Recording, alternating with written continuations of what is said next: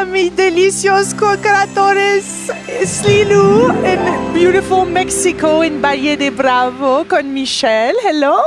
Hello, Lilou. Thank you very much for being here at your sanctuary, Yes. your house. It Very feels so. welcome. Thank you. It feels so good to be here. I love it. This is the very first interview actually that I'm doing in Mexico. I'll be here all month. So it's such an honor to have met you and to start this trip across Mexico because there's so much beautiful corazon, heart here in this country and beautiful energy, and especially in this land. You're the visionary, the owner of this place, and you went through many stages of creation to come to this place, haven't you? It's quite a story. It is. It's really amazing for me, Lilou. It has changed my life, this mountain. And the story is very particular because, yes, I'm the owner, but I'm not the owner even of my body. No? I mean, I have borrowed this body for a while. So this mountain, I'm serving this mountain, no? And I'm trying to serve the world. Because you know what happened to me, Lilou? Do you want to know a little bit of the story? Oh yes, all of it. Okay. Because it's absolutely, I've read a little bits of pieces here and there, but I want to hear all of it because I think it's very precious because of the, your contact with nature here and how you had to shift in your own being and you had to receive the vision through the meditation, haven't you? Exactly. Yeah, I have the luck to meditate since I was very young, and I brought Nike to Mexico, and it was a beautiful business. And I had my own business, of my brand of fashion, Michel Domit brand, and the business was going wonderful until the government decided to open the border because it was a closed country. And they opened with 15% of taxes. They have now 300. So they make bankruptcy to my factory of this brand. And I was very sad at that moment. I owe at that moment $10 million to the bank, and they took away everything I had. Very hard moment of my life. And I think life is like that, no? Sometimes you are up, sometimes you are down, and it's nice. It's like a wheel of fortune, no? So that you remember not to believe about your big ego, no? Yeah. So I was in this moment completely in the way down, and I was very sad at that weekend. And one friend came to me and said, Michel, they are selling the mountain in the back. Are you interested to buy the mountain? I couldn't believe it, I didn't know if to cry or to laugh about it, no? And I said, how big is this mountain? And he said, well, it's 2 million square meter, which is about 2 million square foot. I couldn't even imagine this amount of meters. It was very crazy to me about an idea of buying a mountain, no? And of course I say no. But at night, in my meditation, my father, who died when I was 12, appears to me in my meditation. And my father says to me, Michel, you have to buy this mountain because man is destroying the world. And you have to build here an example for the world, not for Mexico, but for the world, the whole world. He said you have to build a place to live, in which you conserve 85% of the land for sacred places, nobody can touch it, and only 15% for construction. And out of this amount of meters, we could build maybe 600 houses, building only 15%. And he said the name have to be El Santuario, the sanctuary, no? And the logotype should be a swan, this animal that can swim in dirty waters without getting dirty. And he said to me, the people that live here have to be saints, not from religion, but from their soul. They have to love land, and they have to have this devotion for Mother Earth, for Pachamama, no? And then he said to me, it's enough. You cannot give the next generations less than what you receive already. If you want to give If you cannot give more, at least give the same. At least keep it as it is. No? And he said to me, the other part is that you have to make this land to make a great value, and you have to sell each square meter in the highest price of the market. In order that people that make business with the earth in the world, that they can understand that in this 21st century, you have to stop cutting the earth in you know, lines like square lines and things like this. He said that have to be stopped. Yeah. And you have to conserve the earth, and they have to conserve the earth like museums. And in this way they are going to win much more money, because the people would like to live next generations what they lived before. So once they understand that they are going to make more money, you are going to cooperate with the world to save it, because people will start conserving the earth since the very beginning. And you know, Lilou, to me was a big challenge, no? Big challenge, because I had beautiful masters in my life, spiritual masters. One of them was Carlos Castaneda. And Carlos, I was very close to him, and he told me, you know, Michel, when you take decisions in your life, take it with your heart, not with your mind. And it's as crazy as if it can sound sometimes. It sounded beautiful. Yeah. But once you have to put it in practice, once your internal devil, no, is telling you, you know, this is your imagination, it's not your father, you're going to go to jail because you already own $10 million, and now you're thinking to buy a whole mountain and make an investment of $30–40 million to bring the water and everything up. You're crazy, no? So it was very, very hard for me. But then I listened to my heart, and my heart said to me, you know, this is a true mission. I mean, you have to help to save the earth. You cannot leave this earth to your children and the grandchildren. You are destroying everything. So it makes sense, you know what I mean? And I decided from the bottom of my heart to do it. And then I was very afraid. And my dad said to me, you know, Michel, you should not be afraid. Every time that things are not going well for you, just remember that I'm backing you up. I'm backing you up since the other dimension. And he told me, times are going to be up and down, all the cycles in life. But you have to trust always that I'm here with you. It was amazing, you know, Lilou, because after I took my decision with my heart, all the miracles start to happen. All the miracles. It was like magic, no? And I could pay my debt. The government allowed me to do the development. I found the water that I needed for the development. You know, it was this type of projects that the owner before of me was selling this mountain for about 10 years, and he couldn't, because there was so many difficulties around making something like this. And just when I got it, it was like my father was there, and everything became straight, and everything started flowing, no, with the energy.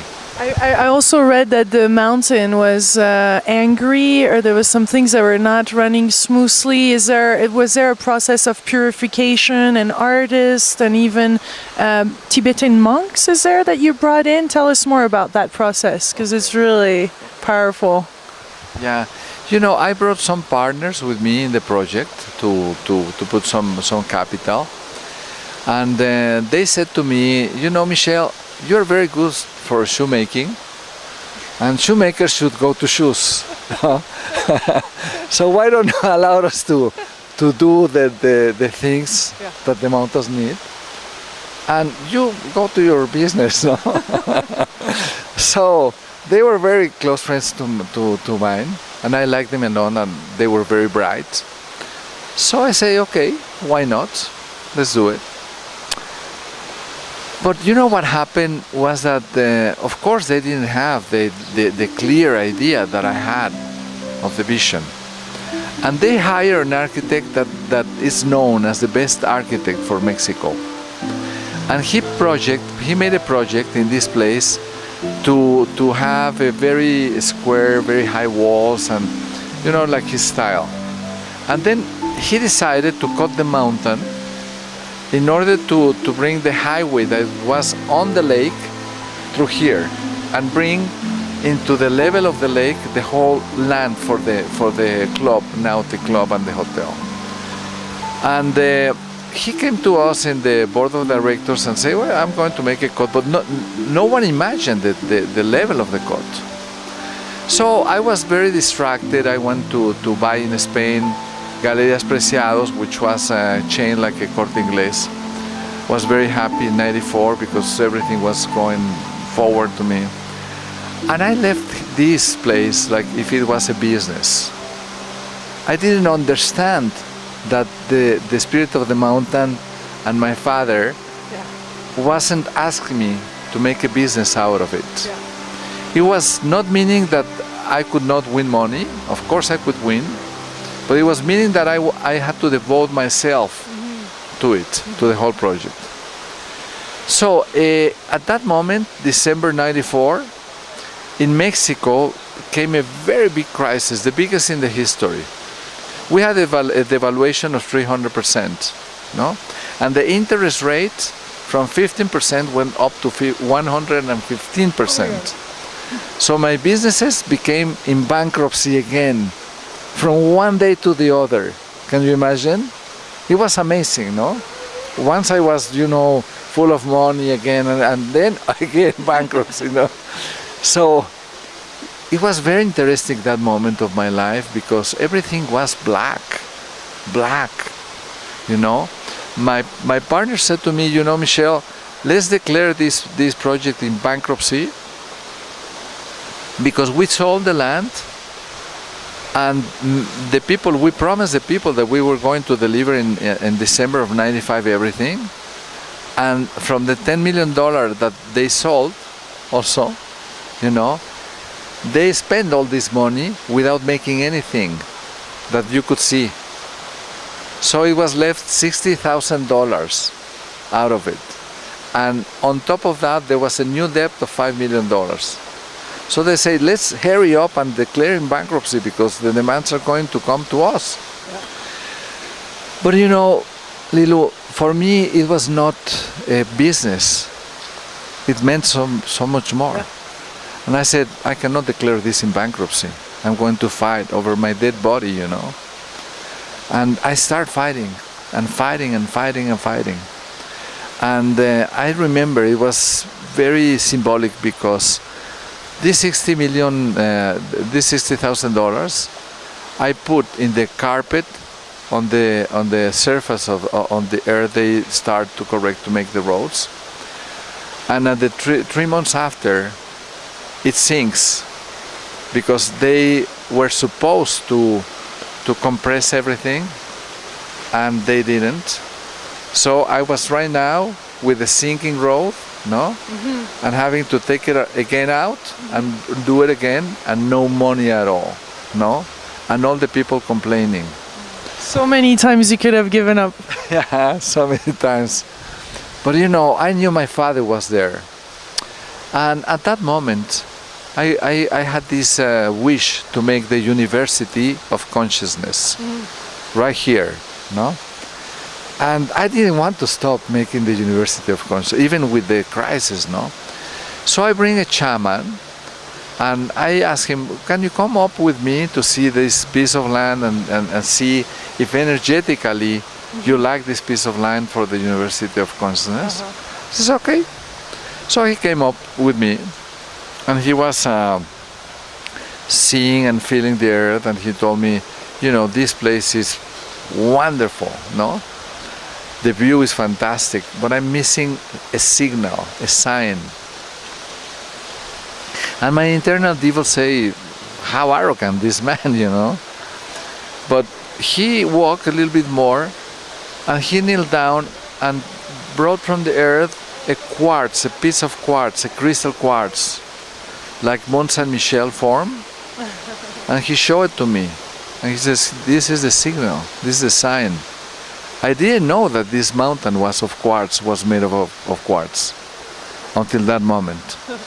But you know, of course, when I saw this, my devil said, oh, maybe he had it in his pocket, come on, it's impossible, you know. It was, you know, too precious to be true, no? Yeah. But then my inner God told me, no, he's a shaman, he's serious, listen to him.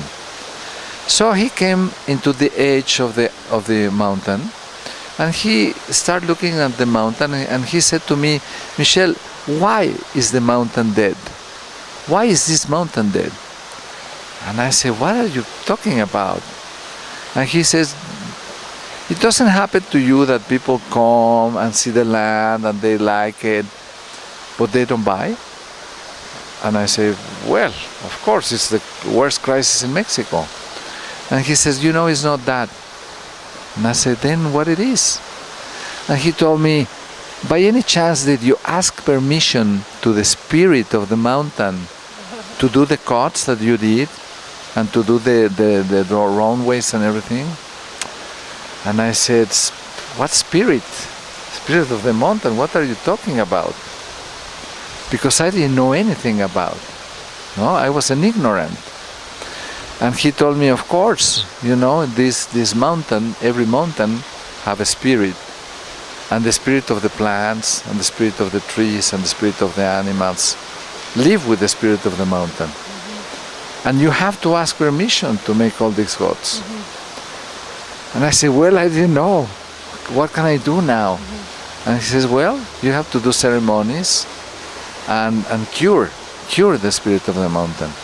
So we start doing ceremonies, beautiful ceremonies, you know, Gana pujas and dancings and offerings. But one day I was teaching a seminar of my seminars of my book, no? To be, to do, and to have in Mexico City. And a guy came up into my room, into my classroom, and he said to me, you know, Michel, down below are 12 monks from the Tibet, and they are very, very precious. If you can bring your group down for a little while and then come up again, it's worth it. So I went down and I heard these monks saying, we came to heal the earth of Mexico. Bingo! I say, please, please come to my mountain, heal it. I've been praying for you. Yes. And he says, well, you know, we're leaving tomorrow. And I said, please stay, I beg you. And he said, well, I'm going to ask the spirit of earth. And if they say yes, we stay. So I was so blessed to have them 10 days in my home, no? And every day we were coming to cure the mountain. The healing was so beautiful. Dressed in multicolor dresses and dancing and trumpets of 4 meters and beautiful. The last day, I don't know from where, but 1,000 people came to see them, no? And at that moment they taught me, they teach me to speak with the spirit of the earth. And after them, more and more masters from Tibet came to cure this land. The Dalai Lama declared it as the first peace zone in the world. And but to me, this heritage, no, that they give me to teach me to speak to the spirit of the mountain, it was so beautiful and at the same time so controversial. Yeah. Because you can imagine, I was coming in my boat, crossing the lake from my house, bringing a glass of milk and a flower from my garden, because the Tibetan monk told me, you have to bring milk and you have to bring flowers from your garden and speak to the spirit of the mountain. And my internal evil was telling me, you know, look at this businessman with the milk and the flower talking to the spirit of the mountain, you know. So, but my heart knew that this was the right way to do it, no? So I start talking to the spirit of the mountain, asking for forgiveness. And in that particular moment, I saw a butterfly, a monarcha butterfly, coming through me, you know. And I knew at that moment, with that signal, that the end of the crisis has started for me, no? You know, the signals that only you know, understands, no? And from that moment on, everything starts to come on again and again and again and again. So we started to make the roads and start selling some lands and making houses, beautiful houses. But there was something that I was missing very important, that was the clubhouse, the nautic clubhouse and the place for the hotel. So I was worried about this place that we are sitting right now in, and it was very interesting because I came with the architect, which he was my partner also, because my partners invite him as a partner. Is that same architect that you told? And I say, look, I'm sorry, but I am not going to allow you to destroy this mountain, because once he was making the cut, you know, I think it's like the mountain got angry and resisted, and all these big machines start breaking apart. They couldn't break the rock, you know. The mountain was breaking them, you know. So he said to me, and he told me, Michel, we have to dynamite the rock. We have to put dynamite. And I say, you know, no way, Javier. No way you're going to dynamite this rock. And I explained him, you know, because it was very funny. You know what happened, Lilou? One time I was seeing here that every weekend autobus stopped and 30 people came down to make experiments with the rock. Every weekend. Until one day I say, what's going on? So they explained me that they were archaeologists and geologists from Mexico City, from the University of Mexico, and that this place was sacred for them because was part of the history of humanity. And they show me how the graphite was compressed 100 million years ago and emerged from the bottom of the sea, and the quartz, how the quartz flow into this graphite rock. And they told me, you know, that's why for us it's so important to come to study it, no? So I explained this to the architect and I said, you're not going to break it. Yeah. I mean, over my dead body, you know. And then he said, was something so strange, Lilou, because it was like if the spirit was speaking through his mouth, you know. It was himself, but it was not himself speaking to me. And he said to me, you know, Michel, if I'm changing this, I'm going to charge you again $500,000, but I'm not going to let you decide anything, not even an opinion, if this is going to be round or the square, or, and I said, this cannot be. And he says, why don't you do it yourself? If you like architectural and design, you're a good designer. And I said, but I'm not an architect. And he says, well, but you can make it. I was so surprised about this proposition, you know. And he said, well, you know, and you do it, and if you want, I can help you, you know.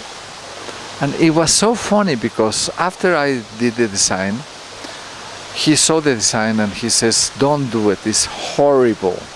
It's horrible. You know, and he meant it because his style was completely different, yeah. No? And after he told me, Michel, I don't know, I don't understand how could I tell you that, because this place was so important for me, because in front of the lake, all the Mexican people that have money come here, and he said to me, this was like my card of presentation to them. And I don't know how I dare to tell you that you do it and not myself, no? Because the spirit was speaking through his mouth, no? So I decided to do it. I came up to this rock.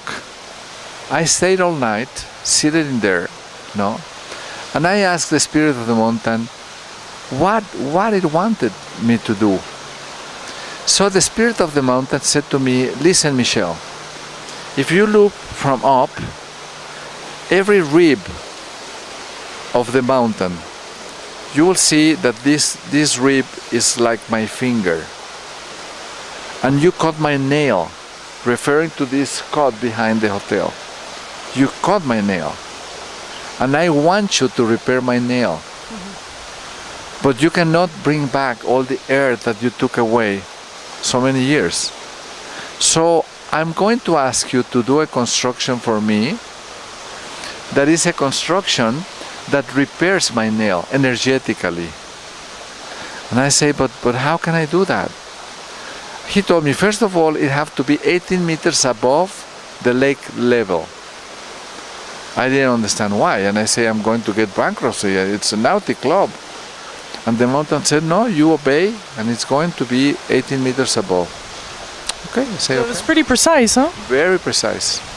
And you were hearing it or seeing it? It's like this state of mind producing alpha level, which is about 10 cycles per minute per second in the mind, no, between the right hemisphere of the brain and the left hemisphere of the brain in perfect balance. And in this state, it's like the state of meditation. You can in dream, not dream, but in dream. It's like this state that you are dreaming, but you have the control and the consciousness of the dream. Lucid dreaming. Lucid dreaming, exactly. So, you know, it said to me, you have to make a round roof like my nail, no? And this round roof, it's going to be about 1,000 square meter, about 10,000 square foot, and you have to make it without any wall. It have to be only crystal, okay? And you have to sustain it with columns of wood of 40 centimeters without any wall in between. And it's going to be, the ceiling have to be of beams of wood of 21 meters straight, no? And you have to sustain these 21 meters with two sets of columns separated 11 meters one to the other, and you have to leave hanging this part of 7 meters in cantilever without any support, no? And everything very precise. So I make all the drawings. I hire some students of architecture with AutoCAD. And Still in contact with that architect? No. Well, he's my friend, but he never wanted to come to see it, no? I think he feels strange. But you know, it was so nice the way that the project took life. But the problem was, once I presented to the structurist, he said, Michel, this is impossible to be built. He said to me, in wood, if you let a beam more than 6 meters separated the supports, the wood, the beam wood will be like this, bending, and then it will fall. And if you leave 7 meters in cantilever, it will bend and fall. And of course, if you are going to carry all these tons of weight only in wood columns of 40 centimeters, no, without walls, first earthquake is going to make like this and it will fall. So it's absolutely impossible. You cannot make it. So I was very, very sad after all this work done, you know. And I went into my meditation again, and I said to the spirit of the mountain, listen, I'm sorry, but I cannot do this. It cannot be done. It's impossible. And the spirit of the mountain said to me, you know, Michel, it is possible, and you're going to do it this way. And you have to obey.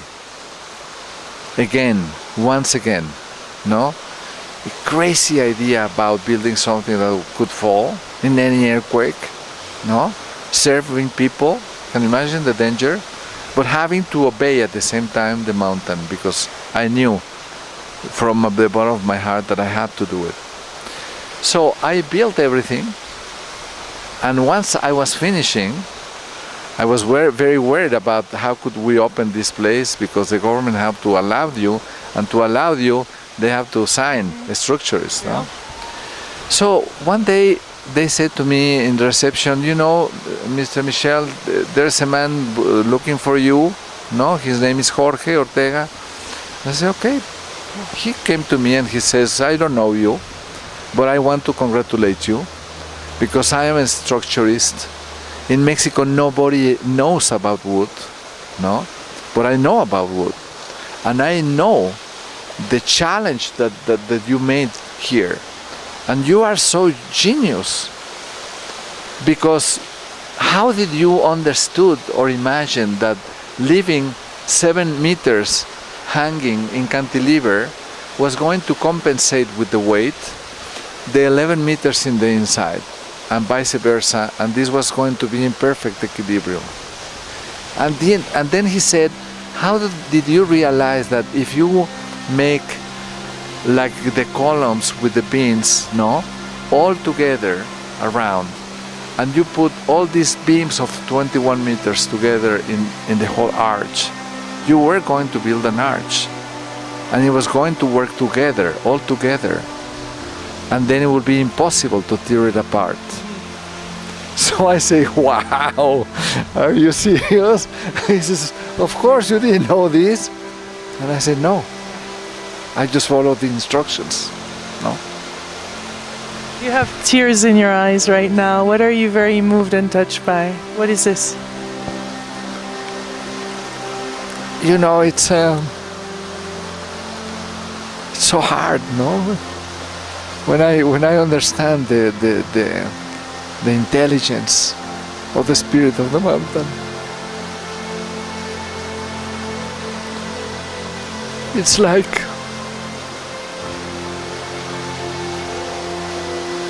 we don't understand anything in life. We come and destroy, and we have no consciousness about who Mother Earth is, and how can we learn, how much can we learn if we just listen to the earth, no? Into our heart. To the heart. You know, the man that was reading the earth for me, the levels of the earth, he came to me and said, Mr. Domit, how did you know the level of the earth that you had to build in order to make the ceiling become exactly at the surface of the mountain? Because the mountain before, the surface of the mountain was this level, exactly the same inclination. If you walk in the roof, it's like if you were walking the mountain before the cut. And I had no idea. So when the mountain started manifesting me, the real truth and spirit, the real intelligence, I was without, speechless. You know what I mean? It really touched my heart. And I wish people in the world could learn to listen to the spirit of the earth. I wish so many architects could ask the spirit of the earth what to do, what the spirit of the earth wanted. You know, and it's so nice because people come and say, congratulations, this is so beautiful. They ask what kind of a style it is this Japanese or from... And I say, no, it's the spirit of the mountain, of the Santuario. Yes. No? And if we obey these places, it's like so funny, no? I just sold the house that I designed upstairs with the spirit of the mountain. And the man bought the land on the side to keep it as a garden. And he wanted to cut it and make it flat and bring English pasto, ¿cómo se dice pasto? You know, this green, no? That in order to have your garden. Yeah. And I said, no, leave it as it is. Leave it as it is. You don't want to come to Valle de Bravo all the way to El Santuario to try to feel in England.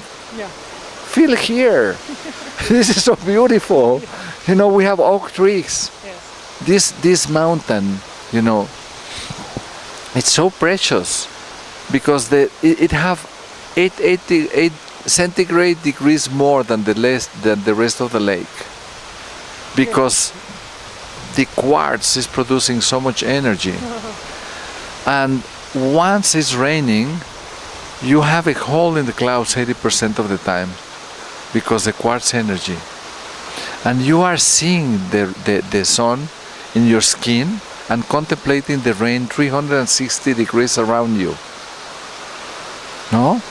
And you cannot believe, people cannot believe, because this is such a microclimate, no?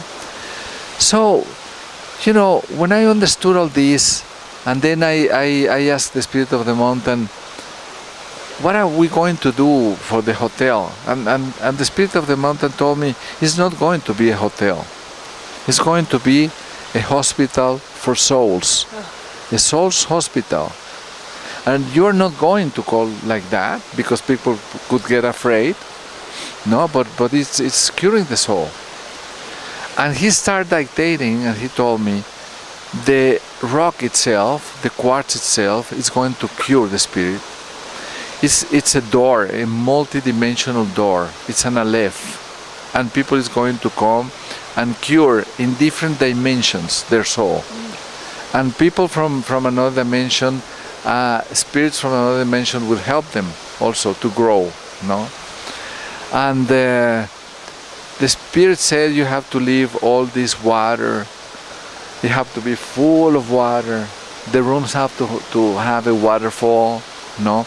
And the materials of the rooms have to be natural. The walls in the rooms are the earth of El Santuario, are made with the earth, you know? And all the materials are completely natural. The floor, it's 10 million sand, no? With all the precious pieces of the sand. So everything is natural here. And every part of the architecture of the rooms were dictated from the mountain, no? It was very, very interesting because we were planning to give it for a concession, for a chain of hotels to operate. And nobody saw the design until it was finished. And once I showed them the design, they were amazed. You have no experience in hotels. Yeah. How did you know? How did you know? I mean, everything is perfect.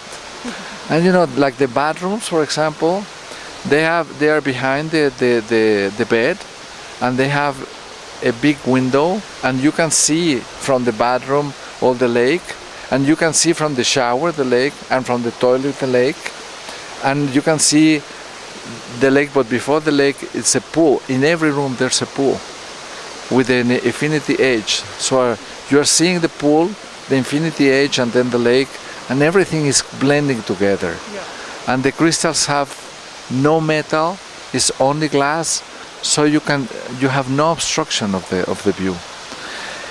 Everything was like that, is so perfect. For example, when he talked about the stairs, he said to me, Michel, as Buddha got illuminated, no, he put his attention 100% in the present time.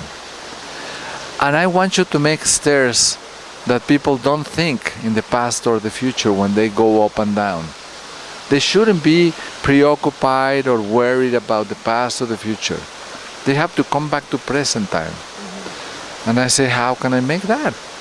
And the Spirit said, it's very simple. You're going to make that the stairs move. That every time you step in, the stair will move. So that when people step and feel that the stair is moving, they will bring back the attention to their bodies. And once you bring back the attention to your body, you become conscious of the present time. Again, it's like magic. So all the stairs I made like that. And when I was trying to build the access from reception to the rooms, Oh, that beautiful tunnel. I love that. Oh my goodness, that's gorgeous. It's like out of a dream. Yes, That serpent. Exactly. Oh, You know? Because as you have seen, you know, there's the head of the serpent in reception, and you step and you go in the body of the serpent, going up, going around and around, and then you come into this gorgeous tunnel, no, of bamboo that is coming from very big into very narrow at the end, no, and you are in the body of the serpent, around and around and around, coming into you get inside. And when the spirit of the mountain showed me this, I said, you know, people from Mexico City will hate to have to go like this in the body of the serpent. They want to go straight. No? And the spirit said, that's why. That's precisely, that's why.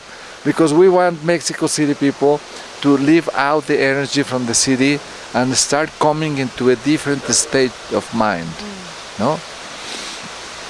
So the spirit told me, this tunnel is like the uterus, no?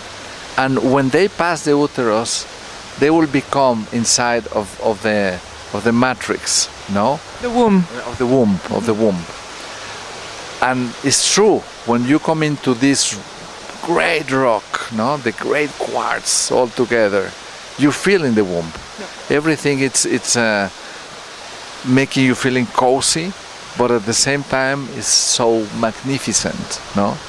And then the spirit of the mountain said, and you have to put an egg, you have to put the ovarios at the center, and in there people have to come and get cured, no? You have to make a special place in there to cure people, no? How do you call it? Temazcal. Temazcal. But you know, the wonderful story about is that when I met the two shamans, one from the Mayan culture and the other one from the Mexica or Aztec culture, and they came together for me, and I say, I want to build the Temazcal, and I explained them what the mountain said to me. They were completely amazed, because they said, in our culture, both of our cultures, we consider the Temazcal to be the egg, the ovarios, no? And for example, the door have to be orientated to the orient, exactly the same as the mountain make the tunnel, no? So everything was like their culture and the culture of the mountain put together and assembled together. Because this was a sacred place for our ancestors. It was a ceremonial place, you know. So, you know, every single corner of these stones, no, this roundabout, every little piece that you see has been dictated by the spirit of the mountain. So always through meditate. How many hours do you meditate per day? How do you work this out? Do you start in the morning meditating and finish your day meditating? And are you just there in the present moment and let spirit fill you? You know, it varies depending on my time in my life. But at that moment of my life, I spend hours and hours and hours meditating with my architects.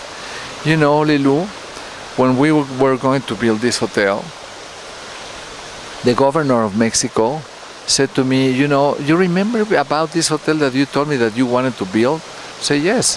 He said, well, I was just in Biarritz, France, for the Congress of Latin America and European countries. No? And I invite them to Valle de Bravo to make it next year. This was December. And he told me, can you build it for October? And I said, yes. I didn't know what I was talking about, but I said, yes, of course. No? I had no project. Not project at all.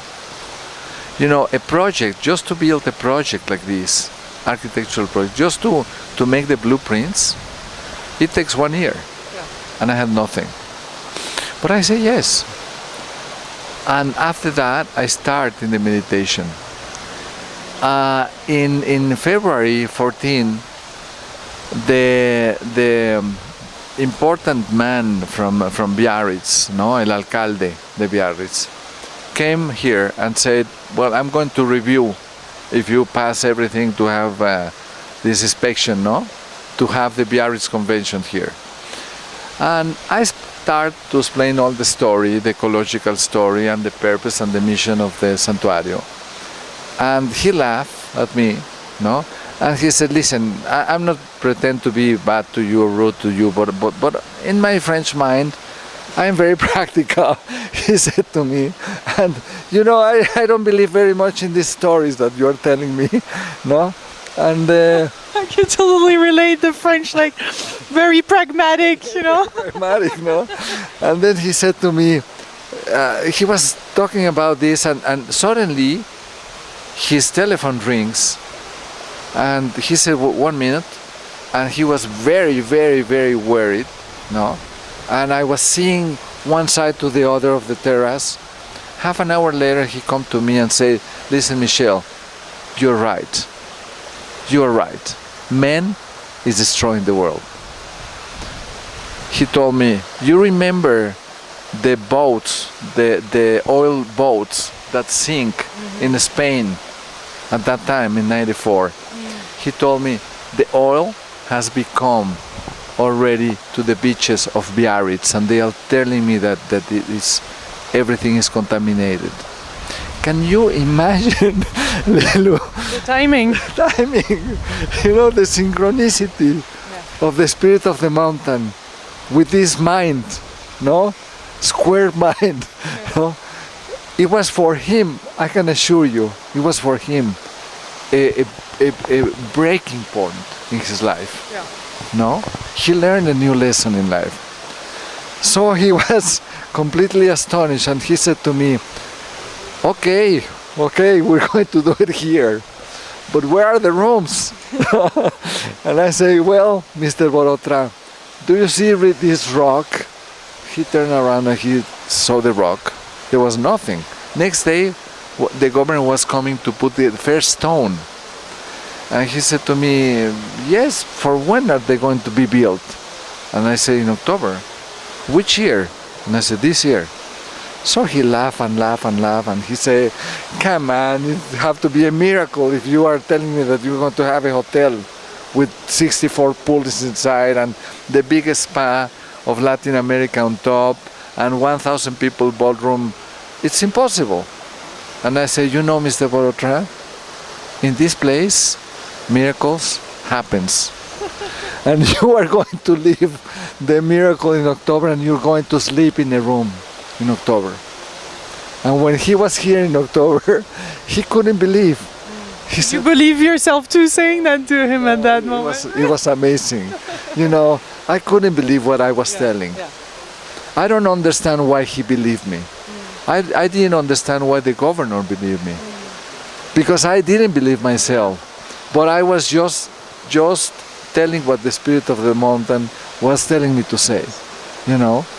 If you have one thing to encapsulate everything that it has taught you and your deep message to the world right now that we can share, how could you bundle that up? What would you say? You know, I think first of all I want to say that this Santuario it's here for you all to come and see with your own eyes. Because I think once you are here and feel the energy and see it with your eyes, and get this architecture into your soul, you will understand that all that I'm saying is truth.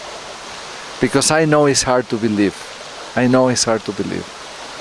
And I want to tell you all to dare, to jump, as you said yesterday, into the emptiness, to jump. To unknown. To the unknown.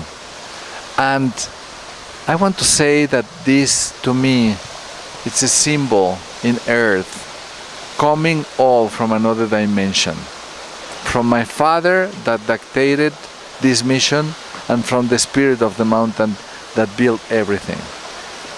And I want to say that Do we have a little bit more time or not? Yes, yes. Okay. We're like, oh, yes, yes, yes. I can already feel them on the other side of their computer screen and TV. More, Michel, bring it on. Nice. If we have enough battery and tape, we'll see. Nice. We'll see what Spirit says.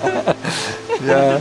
You know, Jorge Ortega, the structurist, told me, Michel, are you familiar with the I Ching? I said, what's the I Ching?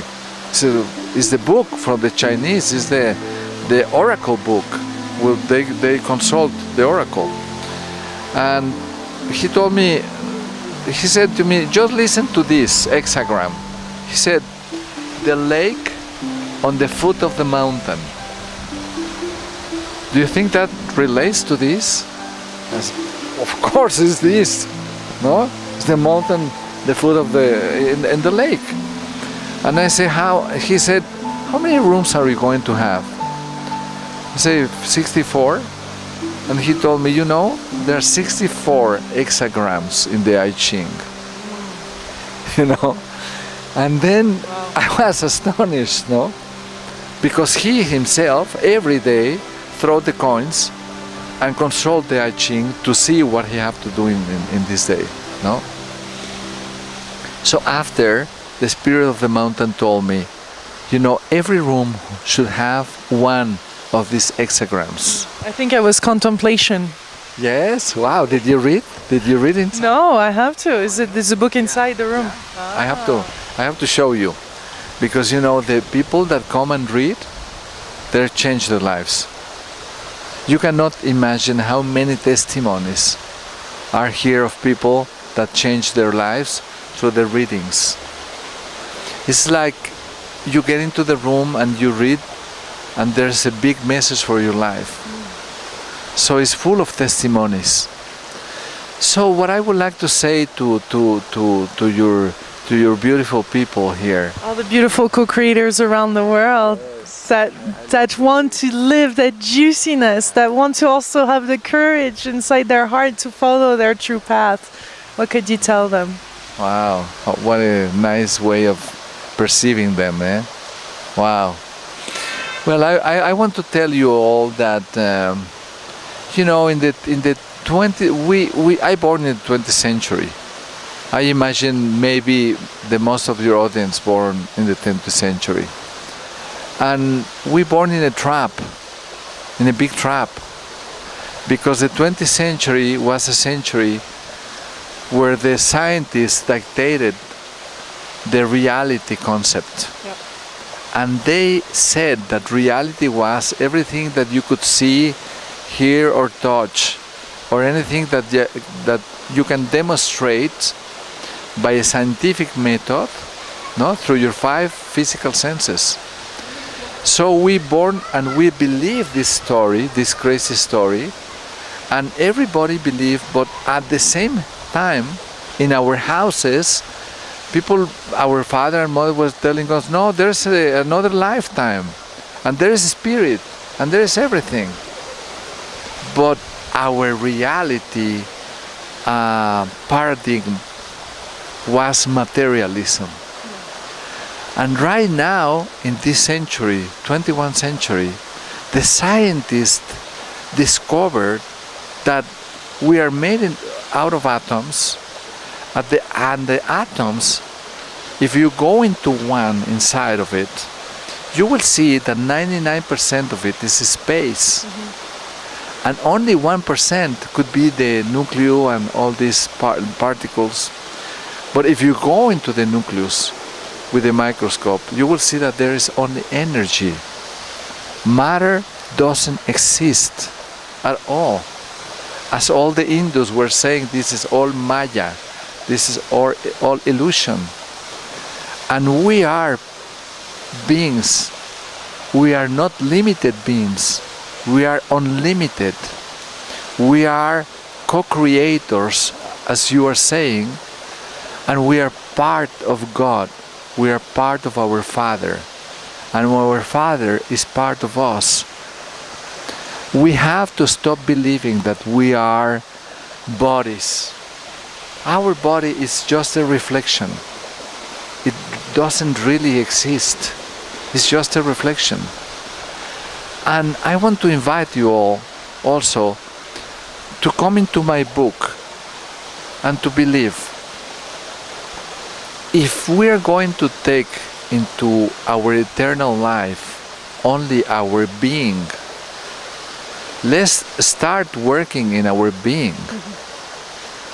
Let's start packing in this packing life, because I see this lifetime like if it was the first centimeter of the highway from South America to the North Pole. The first centimeter is this life with this body. The rest is eternity.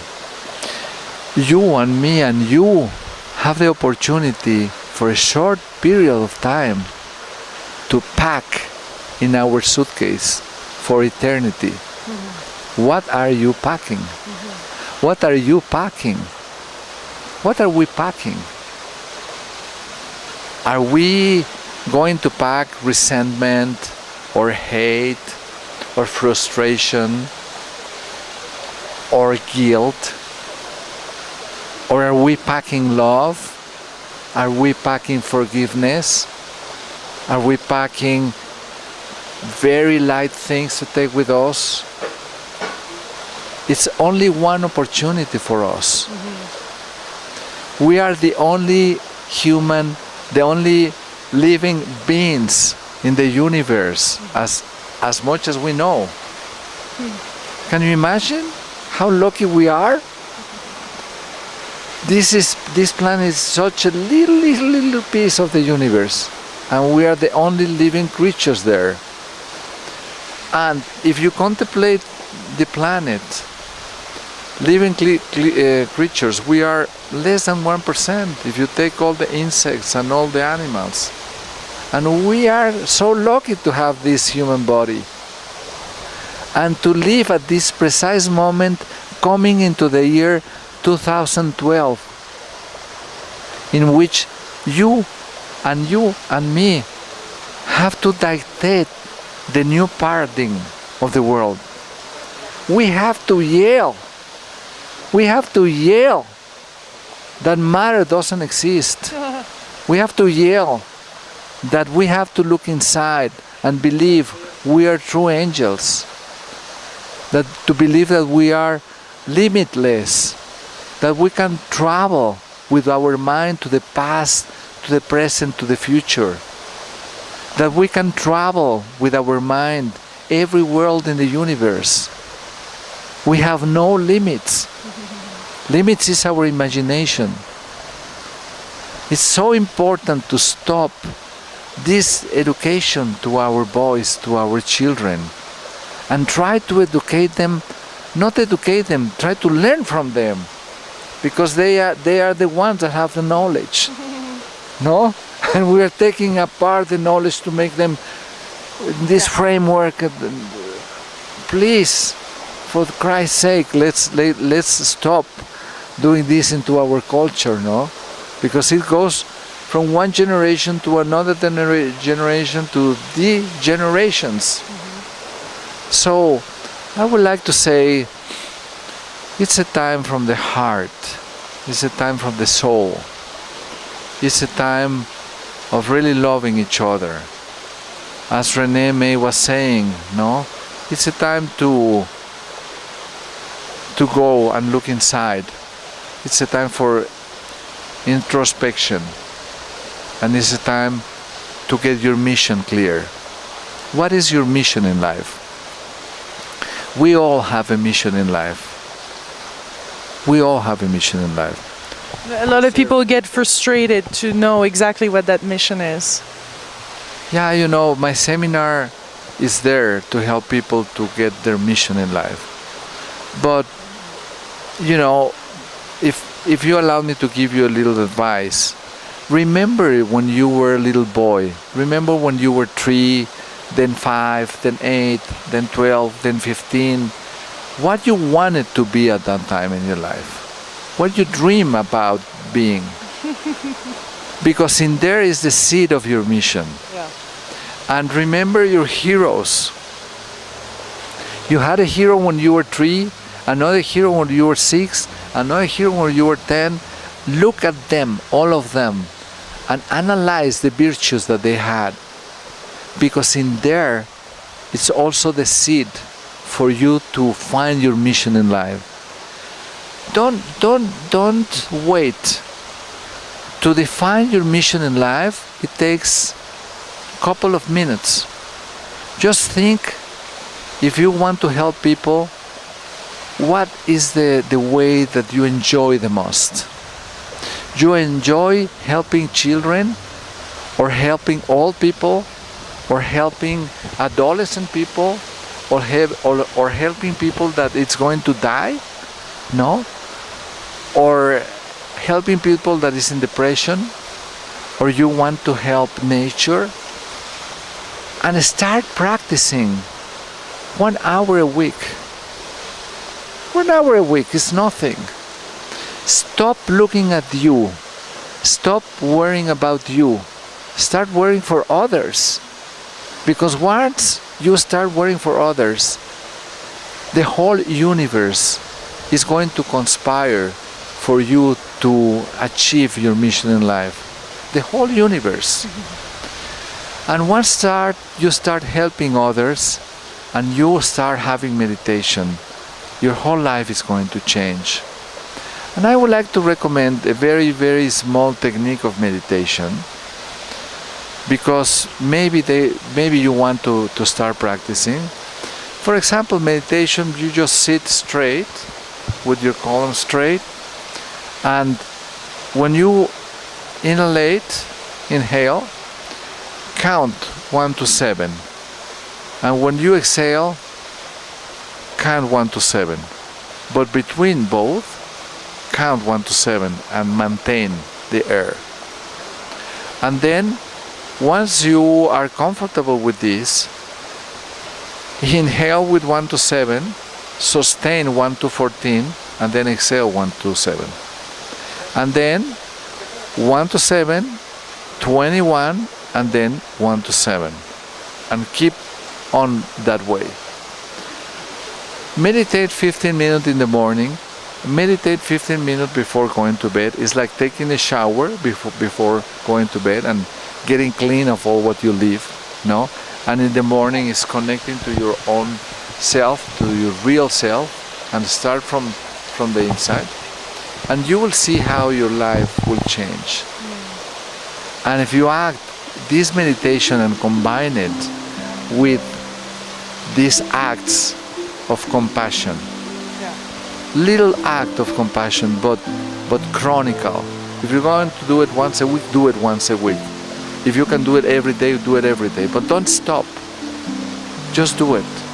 And your life will change. Thank you so much, Michel. Qué rico. Qué muy bonito. Muchas gracias con mi corazón, tu corazón. Qué linda. Well, I want to thank you so much from the bottom of my heart, Lilou. I know all these wonderful, wonderful co-creators, as you call them, are in love with you as I am, because you are a gift from God. You're a goddess. And I respect you from the bottom of my heart, because I see your mission and I see how you open your heart.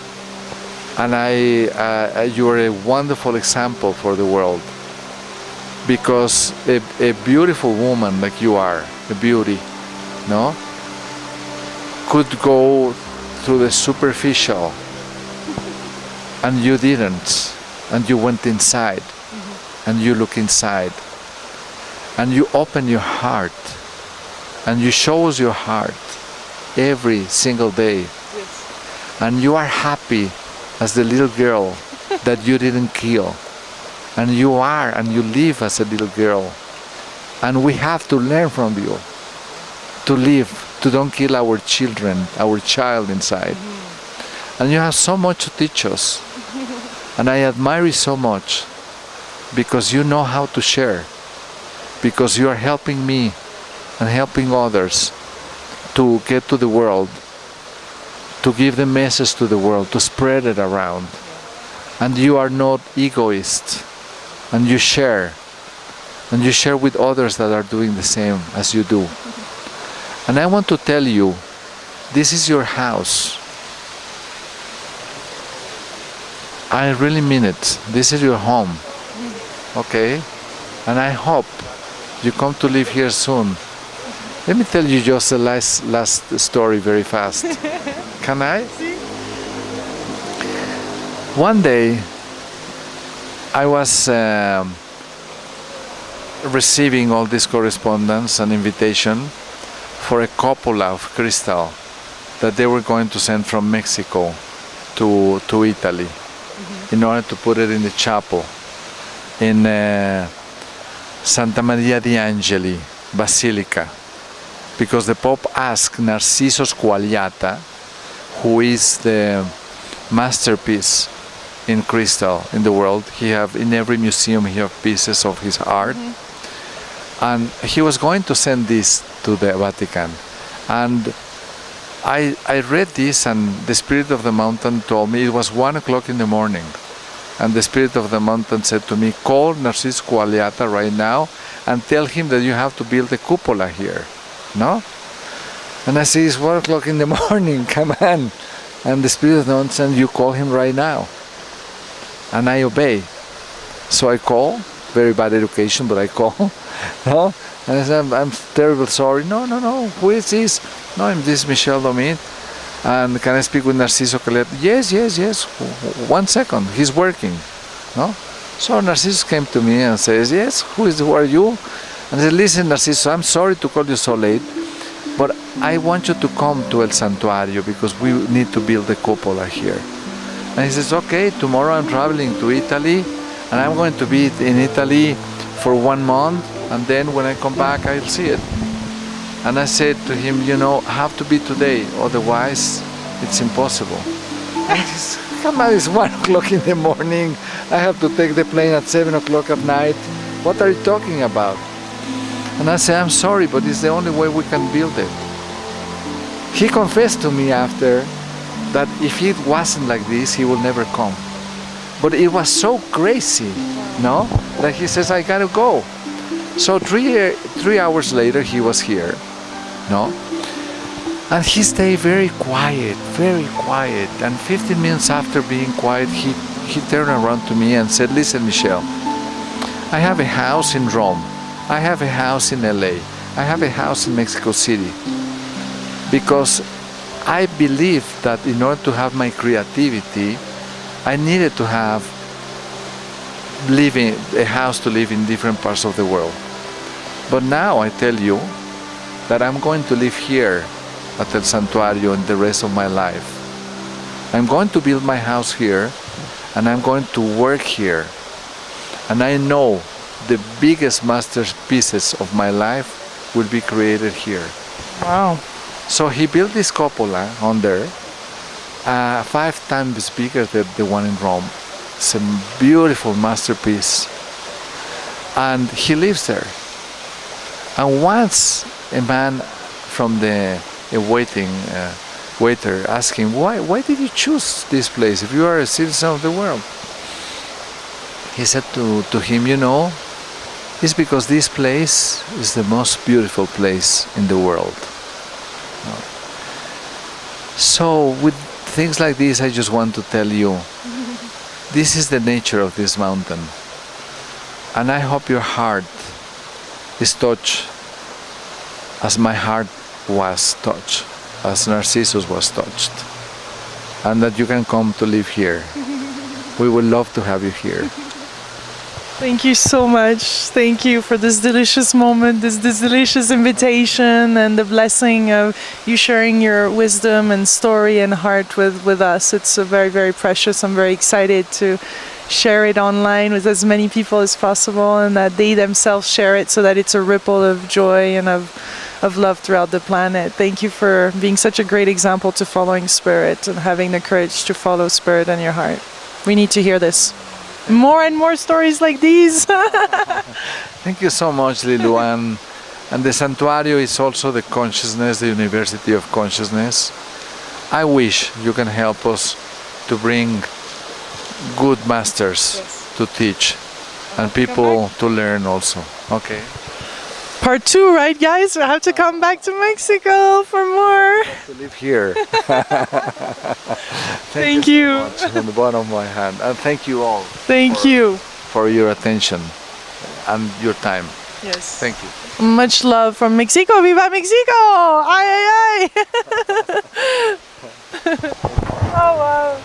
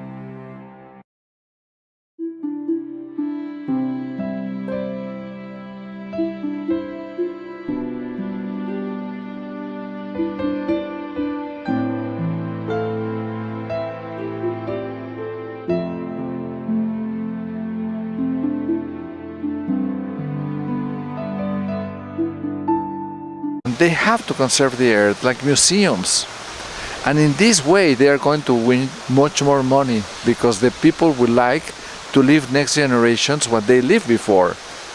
So once they understand that they are going to make more money, you are going to cooperate with the world to save it, because people will start conserving the earth since the very beginning. And you know, Lilou, to me was a big challenge, no? Big challenge, because I had beautiful masters in my life, spiritual masters. One of them was Carlos Castaneda. And Carlos, I was very close to him, and he told me, you know, Michel, when you take decisions in your life, take it with your heart, not with your mind. And it's as crazy as if it can sound sometimes. It sounded beautiful. Yeah. But once you have to put it in practice, once your internal devil, no, is telling you, you know, this is your imagination, it's not your father, you're going to go to jail because you already own $10 million and now you're thinking to buy a whole mountain and make an investment of $30–40 million to bring the water and everything up. You're crazy, no? So it was very, very hard for me. But then I listened to my heart, and my heart said to me, you know, this is a true mission. You have to help to save the earth. You cannot leave this earth to your children and the grandchildren. You are destroying everything. So it makes sense, you know what I mean? And I decided from the bottom of my heart to do it. And then I was very afraid.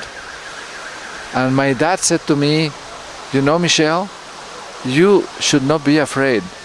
Every time that things are not going well for you, just remember that I'm backing you up. I'm backing you up since the other dimension. And he told me, times are going to be up and down, all the cycles in life. But you have to trust always that I'm here with you. It was amazing, you know, Lilou, because after I took my decision with my heart, all the miracles start to happen. All the miracles. It was like magic, no? And I could pay my debt. The government allowed me to do the development. I found the water that I needed for the development. You know, it was this type of projects that the owner before of me was selling this mountain for about 10 years and he couldn't, because there was so many difficulties around making something like this. And just when I got it, it was like my father was there. And everything became straight and everything started flowing, no, with the energy. I also read that the mountain was angry, or there was some things that were not running smoothly. Was there a process of purification and artists and even Tibetan monks, is there, that you brought in? Tell us more about that process, because it's really powerful. Yeah, you know, I brought some partners with me in the project to put some capital. And they said to me, you know, Michel, you're very good for shoemaking, and shoemakers should go to shoes. So why don't you allow us to do the things that the mountains need, and you go to your business, no? So to meditate since I was very, very young. And I brought Nike to Mexico, and it was a beautiful business. And I had my own business, no, of my brand of fashion, Michel Domit brand. And the business was going wonderful until the government decided to open the border, because it was a closed country. And they opened with 15% of taxes. They have now 300.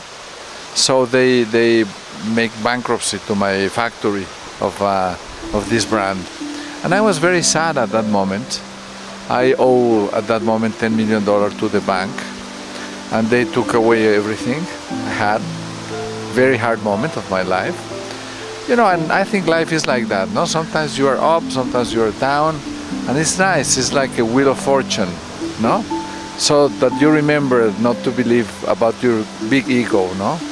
So I was in this moment completely in the way down, and I was very, very sad at that weekend. And one friend came to me and said, you know, Michel, they are selling the mountain in the back. Are you interested to buy the mountain? I couldn't believe it, you know. I didn't know if to cry or to laugh about it, no?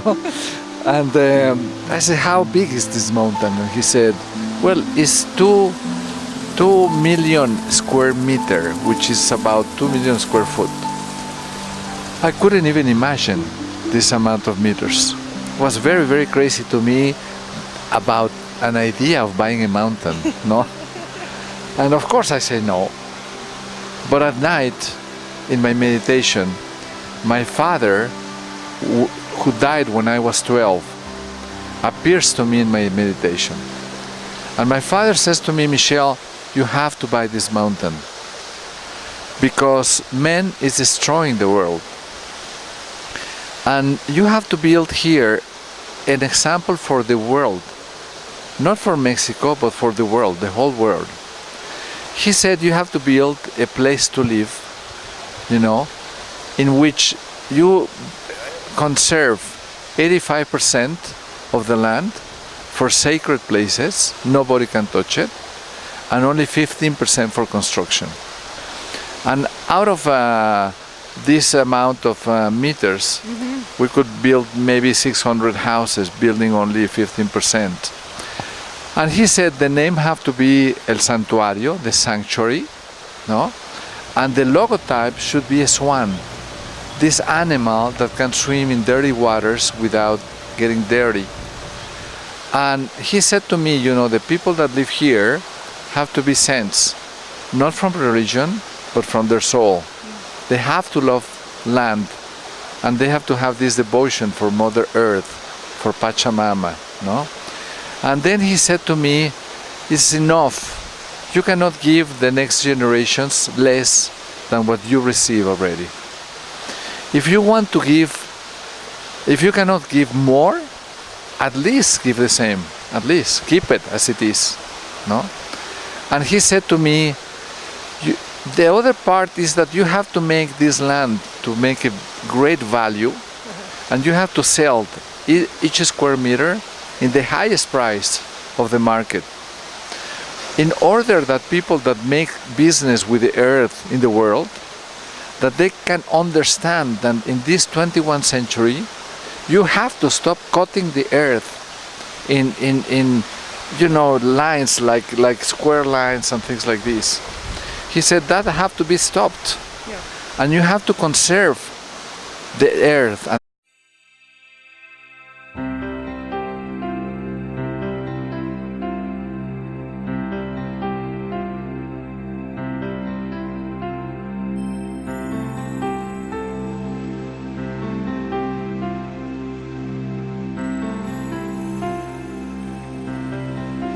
Hola, mis deliciosos co-creadores, es Lilou in beautiful Mexico in Valle de Bravo con Michel. Hello. Hello, Lilou. Thank you very much for being here at your sanctuary, yes. Your house. Oh, it feels so. Thank you. It feels so good to be here. I love it. This is the very first interview actually that I'm doing in Mexico. I'll be here all month. So it's such an honor to have met you and to start this trip across Mexico because there's so much beautiful corazon, heart here in this country and beautiful energy, and especially in this land. You're the visionary, the owner of this place, and you went through many stages of creation to come to this place, haven't you? It's quite a story. It is. It's really amazing for me, Lilou. It has changed my life, this mountain. And the story is very particular because, yes, I'm the owner, but I'm not the owner even of my body, no? I mean, I have borrowed this body for a while. So this mountain, I'm serving this mountain, no? And I'm trying to serve the world. Because you know what happened to me, Lilou? Do you want to know a little bit of the story? Oh yes, all of it. Okay. Because it's absolutely, I've read a little bits of pieces here and there, but I want to hear all of it because I think it's very precious because of the, you know, your contact with nature here and how you had to shift in your own being and you had to receive the vision through the meditation, haven't you? Exactly. Yeah, you know, I have the luck